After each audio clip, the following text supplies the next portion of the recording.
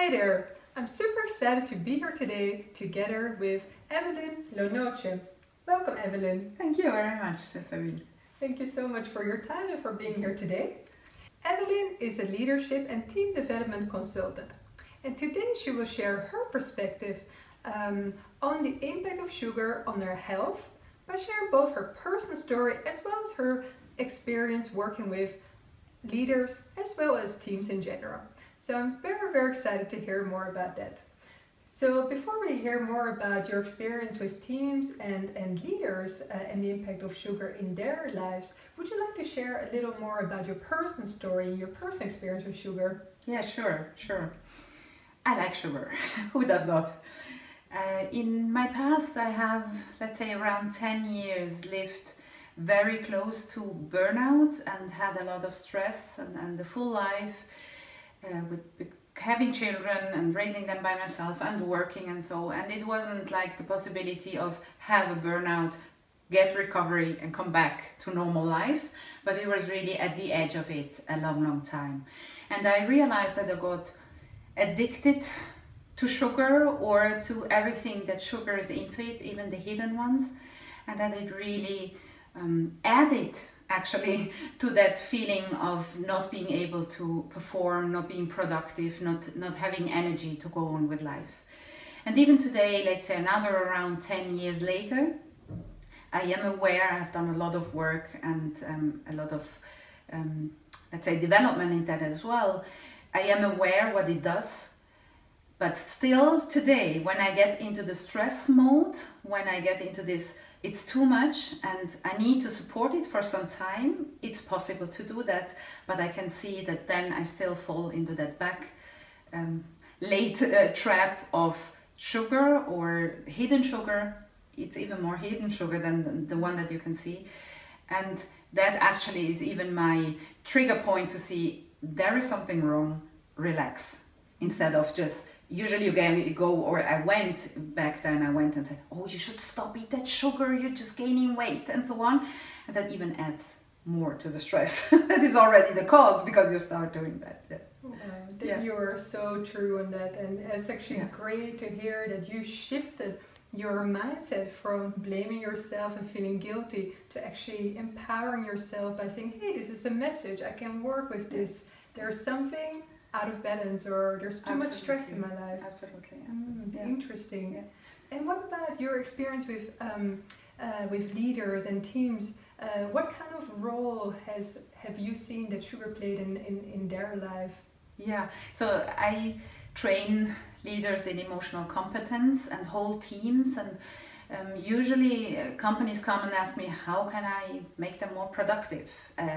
And then I go in and see that they want to make their people happy.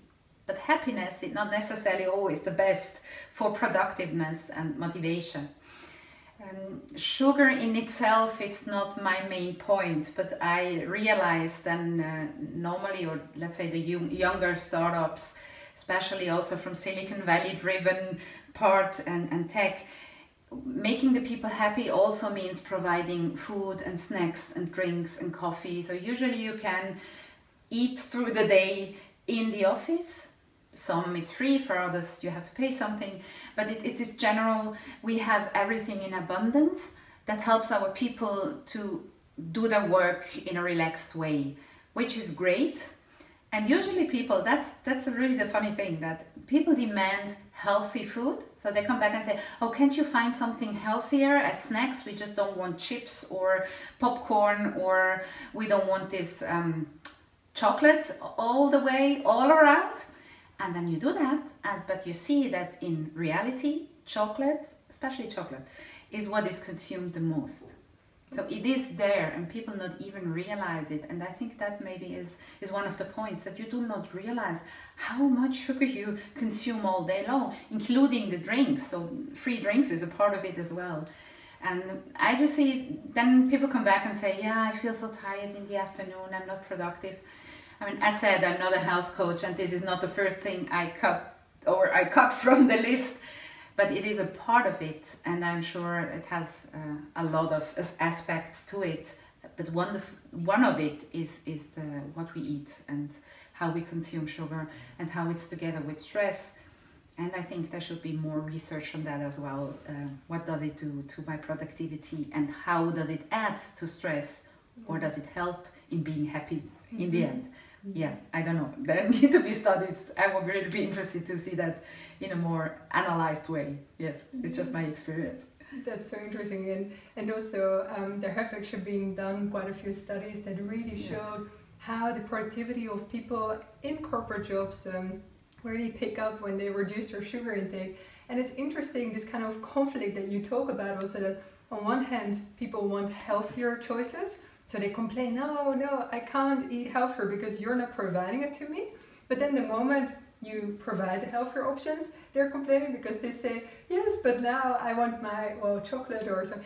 And I think it's interesting because it almost seems more like this is another coping mechanism for stress or for like pick-me-ups, because there's so many people, as what you described, they're just living on the sugar highs to keep on going. And that's what you said. We're in such a stress-driven society, and burnouts are on the rise, and so caffeine intake, sugar intake, it's all like pick me up, pick me up, pick me up. Yeah, and you can't just stop. Yes, you can't just stop, say, okay, I'm not eating sugar anymore. It won't work, because there are so many connections to it. In my case, it has been stress. It's not necessarily stress, can be other things.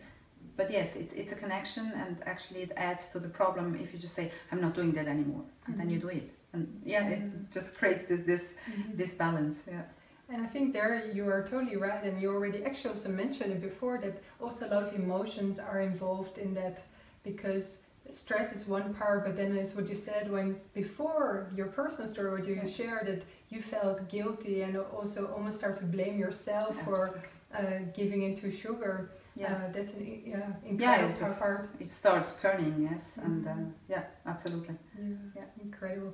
Well, and this is I think this is great to also raise awareness for, so you also can identify for yourself, what is it really that makes you reach out for sugar? Is it the stress? Is it the emotions? Is it the blood sugar level, sort of physical part of the sugar highs and lows that, keep you craving for sugar? So this is something for you as a key takeout. Other than that, do you have any practical tips for our audience on how to reduce sugar, or even to work on their own productivity in the company? One thing for sure I can see is there is a lot of hidden sugar we don't know about, and I would really recommend everyone to check where sugar is in it and then decide, do I really need that or not? As said, just leaving out sugar, I don't think it really works. It, in the other case, makes you blame yourself, unless you're a really straightforward person that's the plan, I'm going there. Lucky for you, I am not, and I don't. Yeah, there are people that say, I leave it away, and then they just leave it away. So, wow. It even makes others feel even more bad about it. The other thing is that, as said, maybe it's not the question, do I take that sugar or not, but maybe find the mechanism behind it. Let's say stress. Now, if I consume more sugar, it's an indicator for me I am stressed. So in case I rather do not say I am not taking the sugar, but I try to work on, okay, where can I relax? What can I stop doing for now, just to get into balance as well. Obviously, it needs a bit deeper digging on why you're using more sugar, but sometimes it's really just the awareness is enough to see, okay, maybe I shouldn't. Why do I need this? Do I really need this? Maybe sometimes that helps already to start this, and I really recommend to check where is sugar hidden. It's a lot. This is amazing. Yeah, or maybe drinks. If I want to drink something, does it really need to be something with sugar in it, or am I thirsty? Then water usually is enough. And I reduce it to when I say, okay, instead of eating chocolate, I drink a Coke.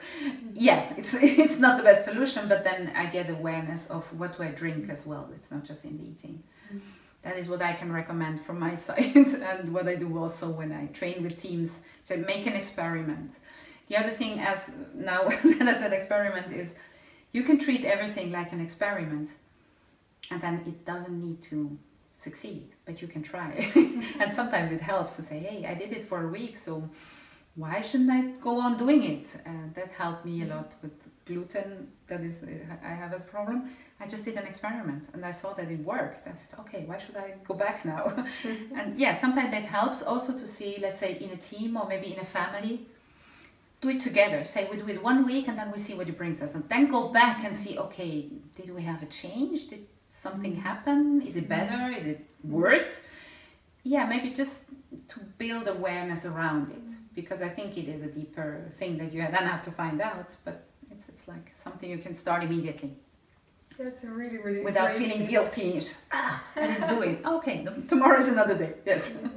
But I love your approach, and especially that you approach sugar from a really like with curiosity, that you treat it as an experience, and you say, that's what you already mentioned. Some people, they rather go cold turkey. They go immediately, no, I don't want to have the sugar anymore, and that works for them. But you know, every single one of us, we're so complex as human beings. So what works for one person may not work for the other person. So try out for yourself whether you want to reduce, whether, you know, maybe today you can take less sugar in your coffee, for example, and just do this as an experiment. And I love that kind of the dance with the experience where you just, because then there's no success or failure. Exactly. And you can try today, you can try tomorrow, you can experiment next week, you can experiment next month. But you keep the fun in there as well, and the flexibility. Yeah. Check. Try. I'm someone that needs to try before doing something. But important is that you, I think you can just underline that you go back and track it. So I have tried, did something change? Otherwise you lose the awareness, and then it's just, okay, I've done it yesterday, I don't have to do it today. So yeah, I don't know. That's a great one. You know more about that, but I think that is something to go back and yes. That is that's actually one of my personal key takeouts coaching people, is that the most asked question, or one of the most frequently asked questions, like, okay, but why do I need a coach? Because a coach also, like, it helps you track your progress and come back to home whenever you need to. Because many people, we just do things, and we have this bigger, longer term goal in mind, and until we're, you know, we haven't reached that, we feel like we didn't get anywhere.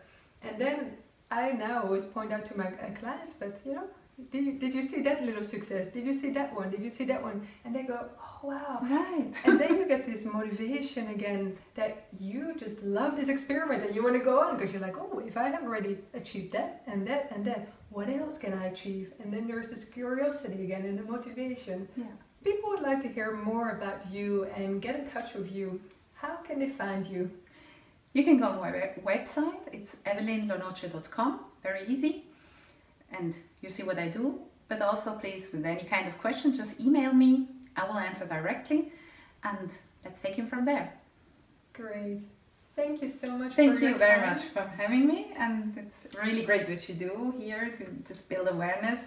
Even though, as I said, it's not my main point, it's really important to just build awareness around what we do and how we live and interact with others as well.